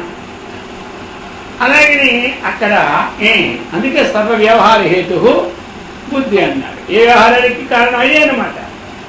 అక్కడే మరి మనకి ఈ శాస్త్ర విషయాన్ని పట్టుకున్నాం. ఇప్పుడు గురువుడి ద్వారా, గురువుడి ద్వారా, ప్రాజ్ఞుల ద్వారా ఈ శాస్త్రాన్ని మనం విచారం పట్టుకున్నాం. ఇక్కడ పట్టుకునేసరికి ఇదేం చెబుతూ ఉంది ఈ శాస్త్రము? ఇంతవరకు ఎక్కడెక్కడో దేవుడు ఉన్నాడని నువ్వు అనుకుంటున్నావు బుద్ధి, ఎక్కడా లేడు దేవుడు. నీకు ఏ చైతన్య శక్తి ఇచ్చి ప్రకాశింప చేస్తున్నాడో నీ అంతఃకరణములో, అర్థమైందా? నీ అంతఃకరణములో నువ్వు కదలడానికి ఏ శక్తి అయితే ఇస్తూ ఉన్నాడో, ఏ శక్తి ద్వారా నీలో ఉన్నటువంటి ఏ శక్తిని గ్రహించుకుంటున్నావో లోకాన్ని, కాబట్టి నీకు ఏ శక్తి ద్వారా నువ్వు విషయాన్ని గ్రహిస్తున్నావో ఆ శక్తి నీకు సమీపంలో ఉంది కానీ దూరంగా లేదు. ఆ శక్తి నా స్వరూపం నువ్వు అనుకోవాలి. అర్థమైందా? ఆ శక్తే నా స్వరూపం. ఏమనుకోవాలి? నా స్వరూపం. ఏ స్వరూపము? జ్ఞాన స్వరూపం. అంటే అంతకుముందు ఏమనుకుంది దానితో పడి, అంతకుముందు ఏదైతే దేని ఆ శక్తి ద్వారా ఇది కదులుతుందని తెలియక ఈ బుద్ధికే ఉన్నది పవర్ అనుకుని ఈ బుద్ధే నేను అనుకుంటుంది. అంతకుముందు ఈ బుద్ధే నేనన్నమాట. ఈ బుద్ధినే నేను. ఇక బుద్ధి నేను అంటప్పుడు బుద్ధికి చెప్పినట్టు బుద్ధి ఏది నిశ్చయిస్తే మనసు దాన్ని ఆలోచిస్తుంది. ఇప్పుడు ఏమైంది? ఈ బుద్ధికి స్వాధీనం ఏమైపోయింది? మనస్సు అయిపోయింది. కాబట్టి ఇతడు నాకంటే భిన్నుడు కాదు. ఇదే నాకంటే భిన్నుడు అంటే ఏమిటి? నేను చెప్పిన పనుల్లో చేస్తుంది కాబట్టి ఇతడు నాకు అనుకూలమైనటువంటి వాడు, నాకు సంబంధమైన వాడే అనుకుంటుంది ఎవరు. ఇక ఆ మనస్సు ఏది చింతిస్తుందో ఇంద్రియాలన్నీ కూడా ఆ విషయాలే చేస్తాయి. కాబట్టి వీళ్ళందరూ నా వారే అనుకుంటారు. ఎవరు? ఇక ఆ ఇంద్రియాలన్నీ విషయాన్ని చింతిస్తుంటాయి కాబట్టి ఈ విషయాలన్నీ కూడా నాకే అనుకుంటుంది. ఎవరు? ఈ విషయాలన్నీ నాకే అనుకుంటుంది. తొమ్మిది శాతం విన్నాం కదా. ఈ విషయాలు నావి కాదు, నాకెందుకు ఇవ్వడం వదిలేసింది. ఈ భాగం కూడా నాది కాదు. అర్థమైందా? కాబట్టి అనుకుంది. ఇప్పుడేమిటి? ఈ తాదాత్మ్య భావం చేత ఈ దృష్టి వచ్చింది. ఇప్పుడు మనకి జ్ఞానం ద్వారా ఎక్కడైతే బుద్ధి ఏదైతే చితిశక్తి చైతన్య శక్తి ప్రతిఫలించిందో, అర్థమైందా? ఇప్పుడు అక్కడ ఏమిటి అంటే బుద్ధి జడము. అర్థమైందా? బుద్ధి అనేది జడము. కాబట్టి చైతన్య శక్తి యొక్క స్వరూపం వల్ల నేను కుదురుచున్నానని జ్ఞానం బుద్ధికి ఇప్పుడు కలిగి ఇప్పుడు బుద్ధే మహాన్ పరహ. బుద్ధే పరతస్తు సహా ఇంద్రియేభ్య పరం మనః మనసస్తు పరా బుద్ధి. మనసస్తు పరా బుద్ధి. బుద్ధే పరహ ఎవడు? చైతన్యం పరహ అన్నటువంటి విజ్ఞానం ఎక్కడే పోయింది? దూరం ఉండే కదా, అక్కడే కలిగి అప్పుడు ఏదైతే ఏ చైతన్య శక్తి అయితే నా బుద్ధిని కదిలిస్తూ ఉన్నదో ఆ చైతన్య శక్తి నిత్య శుద్ధ బుద్ధ ముక్త స్వరూపము కంటే భిన్నము. అధిష్టాన దేవత ఏది ఉందో ఆ చైతన్య శక్తి అది నాకు సమీపంలో